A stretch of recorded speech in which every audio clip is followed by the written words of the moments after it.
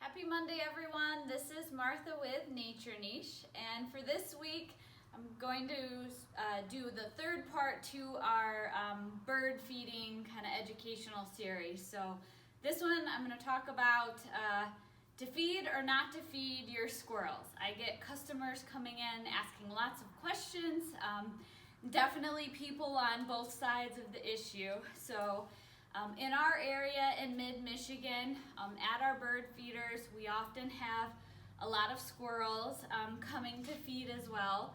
Those include red squirrels, eastern gray squirrels, eastern fox squirrels, and perhaps at night they're nocturnal flying squirrels as well. So they're very nimble, very charismatic creatures. I personally really enjoy watching them. And as I tell my dogs, who love to bark at them, we moved into their forest ecosystem and they live here too. So I wanted to talk a little bit about if you want to attract squirrels and feed them at your feeders, how to do that and what to feed them. So good foods for your squirrels include raw in-shell peanuts. Again, we want things unsalted. I sell this Critter Vittles mix, which has corn, in-shell, and peanut splits, and black oil sunflower seed. Lots of folks also find it easy to feed corn cobs. So all of those foods are great and fun and entertaining to watch your squirrels consuming those. Different types of feeders can be used to do that. Everything from sort of recycled plastic, ear corn holders, fun if you want to observe their acrobatic abilities, these squirrel spinners that can be mounted to posts and trees with ear corn. Feeding on the ground, especially with snow cover on ground trays, or just feeding on the ground, or hanging trays.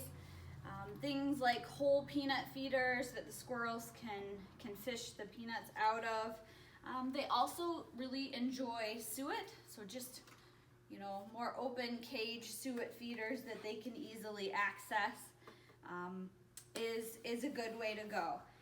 And it's best to give your squirrels easy access to feeders away from your other bird feeders, especially if you're trying to exclude them. So sort of set up your feeding station for your squirrels away from your feeding stations for your birds.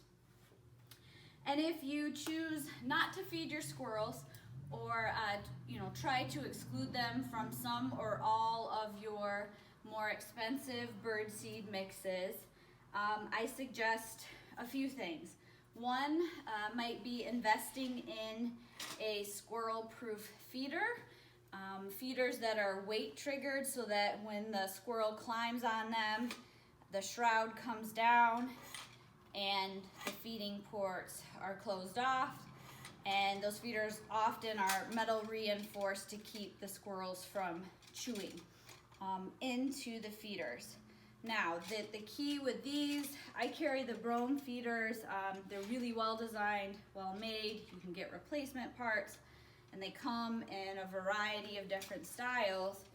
The key to having these work successfully is to hang them so that there's 18 inches of clearance above and around and underneath the feeder, so that the squirrels can't just reach in and eat out of the open ports, that they're forced to put their whole weight on the feeder to close them off.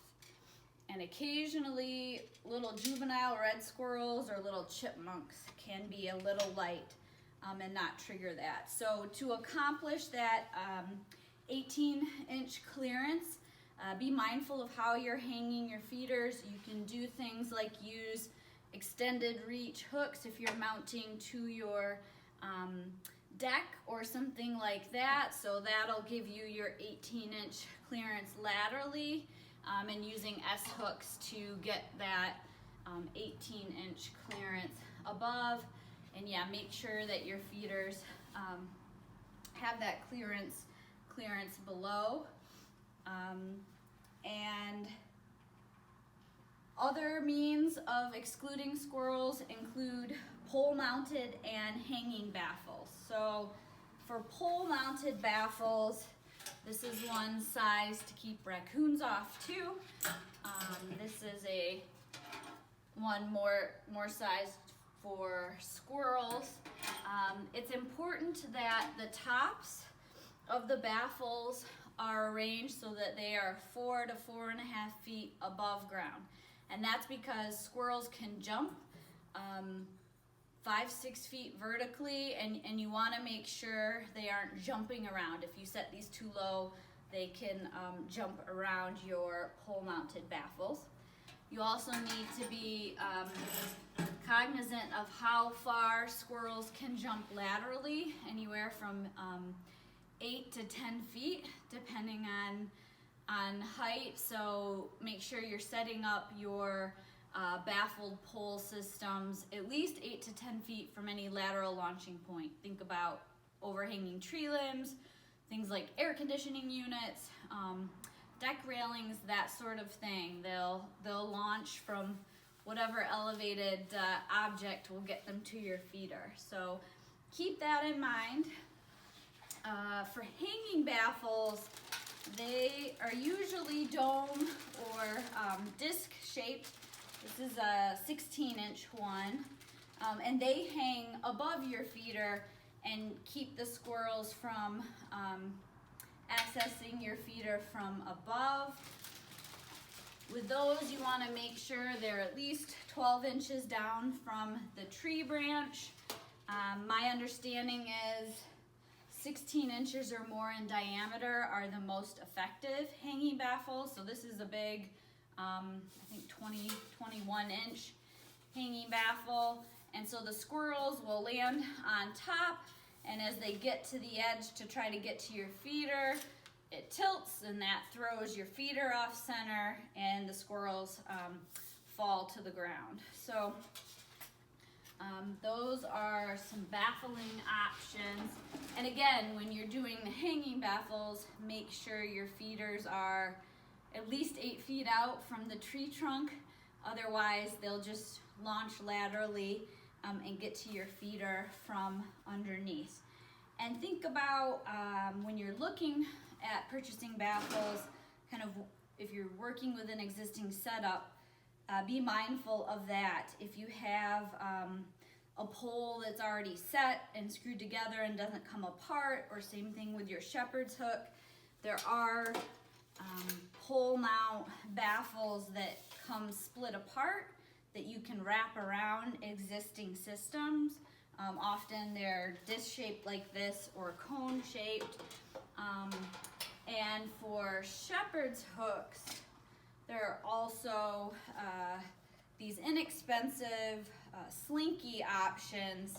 So it's a spiral metal coil that makes it difficult for a species to climb up your shepherd's hooks. So with these, I would just say don't go buy a regular slinky. They're not designed to hold the animal's weight, and I kind of suspect if you get a big enough raccoon, these might stretch out. But for an initial attempt to keep them off your shepherd's hooks, these slinkies are another kind of baffling option for keeping animals off your poles. And on that topic, I've read some places people will grease their poles. I don't recommend it because then that greasy material gets on the animal's fur, or it could get on bird feathers, and that's not good for their overall health. So I don't recommend doing that. You can also attempt to deter squirrels with the type of feed that you offer your birds. So a product like this NutriSaf, which is a hybrid safflower seed, tends to be avoided by squirrels and some of the larger pesky birds, things like grackles and European starlings. So you can try just feeding this, and lots of birds readily will eat safflower. So you might be able, with sort of the diet that you're offering, deter squirrels. Or some folks prefer using hot pepper mixes. So this is seed that's been treated with cayenne pepper, and mammals can taste the pepper and feel the heat and don't like that and avoid it, and the birds cannot. They don't have the receptors for that particular chemical. With this, I would just caution you to think about what could get access to this. Watch out for pets. My dogs love eating bird seed, so I wouldn't use this because if I spilled it, I could see them getting into it and getting sick. So think about that, or areas where you have children under your bird feeders, that sort of thing, because kids do the darndest things. So just be cautious if you do go this route and consider using hot pepper, suet, or seed mix. But that's another option to consider. And lastly, I just want to mention that as you're trying to figure out whether you're going to feed your squirrels or not, just realize that they are very important elements, components of our forest ecosystems. They cache food, including mushrooms and all sorts of different seeds. So they help, and then they forget or can't come back and access those caches. So they help disperse tree seeds and get tree species established in new locations. Same thing with fungal spores. So they're an important part of the forest ecosystem that way.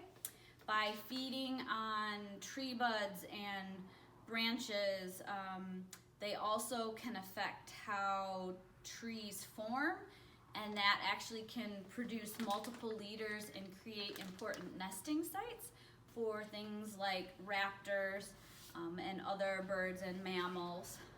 So they affect tree shape. And they're important prey items for things like lynx and martins and owls and eagles and those sorts of predatory bird species. So they're an important part of the food web. And if you, besides feeding them, you can also support squirrels in your backyards by planting native plants that provide great natural food sources for them. So things like oaks and pines, hemlocks, spruces, hickories, beech, maple, shrubs like dogwoods and hazelnut. So again, turning back to our native tree and shrub species, you can help support our native wildlife like our native squirrels. So I hope that helps as you make your decision, and stay tuned for more bird feeding guidance in the future. Take care.